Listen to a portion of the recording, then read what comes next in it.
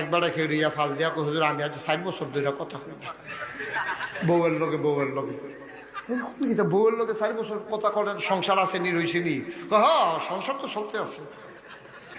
এবং ইনডাইরেক্ট কথা কিতাব এরা চালু করছে, আমরা বুঝি, দুজনে বুঝি। আমি কই কিরা কই মনে করেন খিদা লাগছে, দোকানটা আড়া দিয়ে সেরে গিয়ে কই কি ভাতটা তৈছে না নাকি?